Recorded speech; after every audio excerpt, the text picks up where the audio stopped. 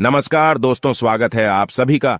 सच्ची श्रद्धा से कमेंट में जरूर लिखे हर हर महादेव, राधे राधे, देवों के देव महादेव सदैव आप पर अपनी कृपा बनाए रखे। दोस्तों, आज की जो कहानी है वो बहुत ही ज्ञानवर्धक और बहुत ही मोटिवेशनल है। दोस्तों, आज के वीडियो में हम बात करेंगे आखिर पत्नी की वो कौन सी 3 चीज होती है जो हर पुरुष को देखना चाहिए। दोस्तों, जो पुरुष अपने पत्नी के इन 3 चीजों को देखता है वह अपने जीवन में कभी भी गरीब नहीं रहता। उसके घर में सदैव मां लक्ष्मी का वास रहता है और मां लक्ष्मी की कृपा दृष्टि उनके ऊपर सदैव बनी रहती है। दोस्तों, आज की वीडियो में हम बताएंगे कि आखिरकार वह कौन सी 3 चीजें हैं जो हर पुरुष को अपनी पत्नी के देखनी चाहिए।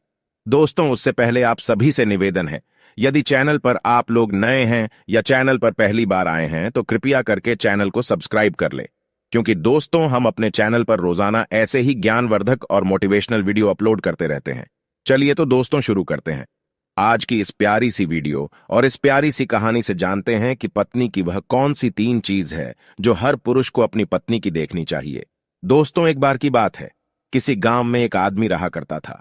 दोस्तों, वह आदमी अपनी पत्नी से बहुत परेशान था, क्योंकि उसकी पत्नी अपने पति से बात बात पर लड़ाई झगड़ा करती थी। उसके घर में एकदम कंगाली छा गई थी। खाने के लिए घर में ना ही कोई दाने थे, ना ही पीने के लिए पानी और ना ही पहनने के लिए वस्त्र। दोस्तों, रोज रोज के इस कलेश से वह पुरुष अपनी पत्नी से परेशान हो गया था। दोस्तों, एक दिन की बात है, वह आदमी अपने घर से जंगल की तरफ निकल जाता है। दोस्तों, जंगल में जाते जाते उस आदमी को एक साधु से मुलाकात होती है। तब वह आदमी उस साधु के पास बैठ जाता है और वहां पर बैठकर रोने लगता है। दोस्तों, वह साधु उस आदमी को पूछते हैं कि पुत्र, आखिर तुम्हें हुआ क्या है, तुम क्यों रो रहे हो। तब वह आदमी उस साधु को बताता है कि महाराज, मेरे घर में मेरे पत्नी और मेरे 2 छोटे छोटे बच्चे हैं। मेरी पत्नी मेरी कोई भी बात नहीं मानती है, बात बात पर मुझसे लड़ाई झगड़ा करती है, जिसकी वजह से मेरा एक छोटा सा बिजनेस था वह भी बंद हो गया और अब हम घर में दाने दाने के लिए मोहताज है। हमारे घर में खाने के लिए कुछ भी नहीं है, पीने के लिए पानी नहीं है और पहनने के लिए वस्त्र नहीं है। लेकिन मैं अपनी पत्नी को समझाता हूं कि लड़ाई झगड़े ना करें, इसके बावजूद भी वह घर में रोज लड़ाई झगड़ा करती है।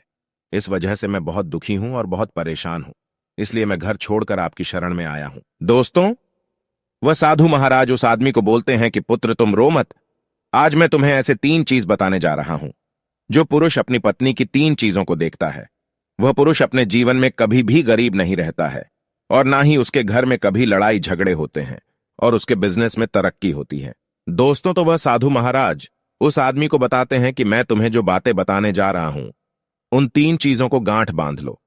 तब वह आदमी उस साधु महाराज की बातें बहुत गौर से सुनता है और साधु महाराज से बोलता है कि प्रभु, आप मुझे जल्द से जल्द बताइए वह कौन से 3 चीज है जो हर पुरुष को अपने पत्नी की देखनी चाहिए। दोस्तों, तब वह साधु महाराज उस आदमी को एक कहानी सुनाते हैं। तो चलिए दोस्तों, गुरुजी से ही सुनते हैं इस कहानी के बारे में। दोस्तों, किसी नगर में एक सेठ रहा करता था। उस सेठ का बहुत बड़ा व्यापार था।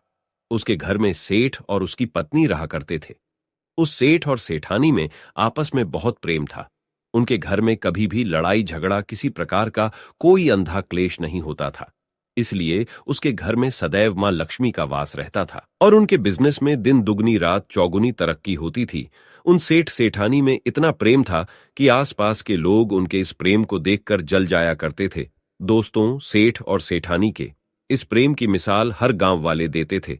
ऐसे कर करके उस सेठ और सेठानी की बात उस गांव की राजा तक भी पहुंच जाती है। दोस्तों, जब सेठ सेठानी की बात उस राजा के पास पहुंचती है तो वह राजा भी उनके प्रेम की मिसाल की तारीफ करते हैं और कहते हैं, हमारे गांव में एक पुरुष और स्त्री ऐसे भी है जिनके घर में कभी भी लड़ाई झगड़ा नहीं होते हैं। उन दोनों में आपस में इतना प्रेम है कि जितना मैं आज तक अपनी जिंदगी में कभी भी नहीं देखा। दोस्तों, एक बार की बात है, वह राजा पूरे नगर में ढिंढोरा पिटवाते हैं और कहते, इस राज्य में जितने भी लोग हैं वो सभी लोग अपने अपने घर में दिया जलाकर रखेंगे। तब राजा की रानी अपने राजा से पूछते हैं कि महाराज, आखिरकार आप सभी के घर में दिया क्यों जलवा रहे हैं। राजा रानी की बात सुनकर रानी को बोलते हैं कि दीपक प्रेम की निशानी होती है। जिसके घर में दीपक जलता है उसके घर में सदैव ही प्रेम बना रहता है और मैं चाहता हूं कि जो प्रेम सेठ और सेठानी के बीच में है वही प्रेम हमारे इस नगर में, हमारे इस राज्य में हर पति और पत्नी के बीच में हो। इसलिए मैं हर घर में दीपक जलाना चाहता हूं। दोस्तों, राजा की सैनिक पूरे नगर में ढिंढोरा पीटते हैं और बोलते हैं सभी के घर में दीपक रात भर जलना चाहिए। दोस्तों, राजा की बात मानकर सभी नगरवासी अपने अपने घर में दिया जलाते हैं, लेकिन जैसे ही आधी रात होती है सभी के घर के दीपक बुझ जाते हैं। लेकिन उस सेठ और सेठानी के घर की दीपक कभी भी नहीं बुझती है, क्योंकि दोस्तों दीपक प्रेम की निशानी होती है, और जो सेठानी थी वह अपने घर की दीपक को सदैव जलाए रखती थी, जिससे सेठ और सेठानी का प्रेम बरकरार रहे। लेकिन दोस्तों, जो सेठानी थी वह अपनी मनमानी काम करती थी। उसका जो मन करता था वह वही काम करती थी। लेकिन सेठ को इस बात से कभी भी कोई दिक्कत नहीं होती थी, क्योंकि सेठ बहुत समझदार था। वह सोचता था कि यदि मैं अपनी पत्नी को रोक टोक करूंगा तो घर में बेवजह ही लड़ाई झगड़ा होंगे। दोस्तों, इसीलिए सेठ सेठानी की कई चीजों को और कई बातों को अनदेखा करता था। वह सेठ इसलिए अनदेखा करता था ताकि पति पत्नी में वह प्रेम और व्यवहार बना रहे। एक दिन की बात है दोस्तों, राजा और रानी अपने छत के ऊपर खड़े होकर अपने नगर का नजारा देख रहे थे, और वह राजा और रानी देखते हैं कि उनके पूरे राज्य में अंधेरा था, लेकिन सिर्फ एक सेठ और सेठानी का ही गांव का घर था जहां दीपक जल रहा था। दोस्तों, तब राजा रानी से बोलता है कि देखो सेठ और सेठानी में कितना प्रेम है। सभी के घरों का दीपक बुझ गया है, लेकिन सेठ और सेठानी के घर का दीपक अभी भी जल रहा है। इसका मतलब यह है कि इस सेठ और सेठानी में बहुत ही ज्यादा प्रेम है। तब रानी अपनी राजा से बोलती है कि महाराज, सेठ और सेठानी में जो भी प्रेम है वो इसलिए है क्योंकि सेठानी समझदार है, इसलिए सेठ के घर में प्रेम है। दोस्तों, जब राजा रानी की बात सुनता है तब राजा बोलता है कि नहीं महारानी, यहां पर सेठ ज्यादा समझदार है, इसलिए उनके घर में कभी भी लड़ाई झगड़ा नहीं होती है। दोस्तों, रानी बोलती है कि सेठानी समझदार है। राजा बोलते हैं कि नहीं, सेठ समझदार है। दोस्तों, सेठ और सेठानी की बात को लेकर राजा और रानी में बहस होने लगा। तब राजा बोलता है कि देखो, हमें बहस करने की जरूरत नहीं है, क्यों ना हम दोनों उनका एक परीक्षा ले। परीक्षा में जो पास होगा वही समझदार होगा। राजा और रानी अपने बात से सहमत हो गए और उन दोनों की परीक्षा के लिए तैयार हो जाती है।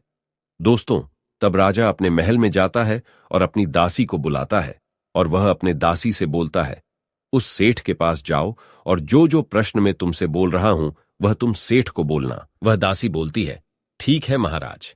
फिर वह दासी राजा की बात सुनकर सेठ के पास जाती है। उसी समय ही सेठ की पत्नी बाजार गई थी कुछ सामान लेने के लिए। दोस्तों, तो वह राजा की दासी सेठ से बोलती है कि सेठ जी, मैं राजमहल से आई हूं, राजा साहब ने मुझे भेजा है। दोस्तों, वह सेठ उस दासी को बोलता है कि बताइए, मैं आपकी क्या सेवा कर सकता हूं। आप बैठिए, मैं आपके लिए पानी लेकर आता हूं। तब वह दासी सेठ से बोलती है, नहीं सेठ जी, मैं राजा की दासी हूं, बस आपके पास राजा के समाचार लेकर आई हूं। दोस्तों, तब वह सेठ बोलता है कि ठीक है दासी, आप मुझे बताइए राजा साहब ने क्या समाचार भेजा है मेरे लिए। तो दोस्तों, वो दासी सेठ से बोलते हैं कि सेठ जी, राजा साहब ने मुझे ये बोले हैं, यदि तुम अपनी पत्नी को छोड़ देते हो तो वह तुम्हें खूब सारे हीरे और जवाहर देंगे, तुम्हें राजमहल में एक अच्छे पोस्ट पर नौकरी भी देंगे। लेकिन सेठ राजी नहीं हुए। दूसरी बात, रानी ने राजा से बोला था कि नहीं, सेठ समझदार नहीं है, सेठानी समझदार है। दोस्तों, सेठ और सेठानी के बातों को लेकर राजा और रानी में फिर से कहासुनी होने लगी। तब रानी राजा से बोलती है कि तुमने सेठ की परीक्षा ली है, मैं भी सेठानी की परीक्षा लेना चाहती हूं। तब इससे बात क्लियर हो जाएगा कि सेठ और सेठानी में कौन ज्यादा समझदार है। तो वह राजा रानी को आदेश देता है कि प्रिय, तुम भी एक बार सेठानी की परीक्षा ले लो। तब रानी अपने राजमहल से एक दास को उस सेठानी के पास भेज दिया और अपने दास से बोलती है कि जो मैं तुम्हें बोल रही हूं ये सारी चीजें जाकर उस सेठानी को बोलना। तब राजा का दास उस सेठानी के पास जाता है। इधर से सेठ अपने काम के सिलसिले में कहीं बाहर गया हुआ था। घर पर सेठानी ही अकेली थी। दोस्तों, दास मौका देखकर उस सेठानी के पास पहुंचता है और सेठानी से बोलता है कि सेठानी जी, मैं राजमहल से आया हूं, मुझे रानी साहिबा ने भेजा है। दोस्तों, तब वह सेठनी बोलती है, ठीक है, बताइए किस लिए तुम्हें रानी साहिब मेरे पास भेजा है। दोस्तों, तब वह दास सेठानी से बोलता है कि रानी साहिबा ने बोला है कि यदि तुम अपने पति को छोड़ दोगी तो वह बहुत सारे हीरे जवाहरात देंगे, और अगर तुम अपने पति को मार दोगी तो वह तुम्हें अपने राज्य का आधा हिस्सा दे देंगे। दोस्तों, दास की बात सुनकर सेठानी तैयार हो जाती है और कहती है, ठीक है, यदि रानी साहिबा अपने राज्य की आधा हिस्सा मुझे देंगी तो मैं अपने पति को मार दूंगी। दोस्तों, तब उस राजा का दास उस सेठानी से बोलता है कि मुझे कैसे पता चलेगा कि तुमने सेठ जी को मार दिया है। दोस्तों, तब सेठानी राजा के दास से बोलती है कि मेरे घर में जो दीपक जल रहा है वह तुम्हें दिख रहा है। तब दास बोला, हां, दिख रहा है। तब सेठानी उस राजा के दास से बोलती है कि जब मैं अपने पति को मार दूंगी तो मैं यह दिया बुझा दूंगी तो तुम्हें पता चल जाएगा कि मैं अपने पति को मार दिया है। अब वह दास सेठानी की बात सुनकर राजमहल को वापस लौट जाता है और राजा और रानी से यह सारी बात बताता है। सेठानी की बात सुनकर रानी बहुत अचंभित हो जाती है और रानी को स्त्री जाति से नफरत होने लगती है। दोस्तों, तब वह राजा अपने सारे दास दासियों के साथ सारे सैनिकों को बुलाता है और बोलता है, देखो, मैं यह नहीं चाहता हूं कि राजा और रानी के वजह से किसी निर्दोष की जान जाए। तुम ऐसा करो, उस सेठानी के घर जाओ और उस सेठ को सारी बातें बता दो और उस सेठ को बचा लो। दोस्तों, इधर दास और दासी सेठानी के घर पर जाते हैं और सोचते हैं कि सेठानी तो सेठ को रात में मारेगी और दिया भी बुझाएगी। इससे पहले ही हम सेठानी के घर में हमला बोल देते हैं। दोस्तों, इधर रात भी नहीं हुई थी, शाम का समय था और जैसे ही राजा के सैनिक सेठानी के घर पर धावा बोलते हैं तो देखते हैं कि सेठ पहले से ही मरा हुआ है। दोस्तों, तब राजा और रानी के दास दासी उस सेठानी से बोलते हैं, सेठ जी तो मरा पड़ा है, लेकिन सेठ को तो तुम्हें रात में ही मारने के लिए बोला गया था। दोस्तों, तब वह सेठनी उस दास और दासी से बोलती है कि सेठ को तो मुझे मारना ही था, रात में तो मुझे दिया बुझाना था, इसलिए सेठ को तो मैंने दिन में ही जहर देकर मार दिया है। अब मेरा काम है सिर्फ दिया बुझने का। दोस्तों, वह सैनिक उल्टे पांव उस सेठ के घर से राजा के दरबार में भागें जाते हैं और राजा को सारी बातें बताते हैं। दोस्तों, राजा क्रोध से आग बबूला हो जाता है और उसको स्त्रियों से घृणा होने लगती है और वह अपने सैनिकों को भेजता है कि उस सेठानी को बंदी बनाकर लाए। तब राजा के सैनिक उस सेठानी को बंदी बनाकर राजा के राज दरबार में पेश करते हैं। दोस्तों, तब वह राजा उस सेठानी को कारावास में डलवा देता है और वह राजा समस्त स्त्री जाति से नफरत करने लगता है। दोस्तों, वह साधु इस कहानी को गांव के उस आदमी को सुनाता है। तब साधु उस आदमी से बोलता है, अब तुम्हें समझ में आ गया होगा कि स्त्री की वह कौन सी 3 चीजें हैं जो हर कोई पुरुष को देखना चाहिए। वह आदमी साधु से बोलता है कि महाराज, मुझे अभी भी समझ में नहीं आया, स्त्री की वह कौन सी 3 चीजें हैं जो हर पुरुष को देखना चाहिए। दोस्तों, तब वह साधु उस आदमी को बताते हैं कि हर पुरुष को अपने स्त्री के सबसे पहली चीज यह देखनी चाहिए कि वह कहां पर आ जा रही है।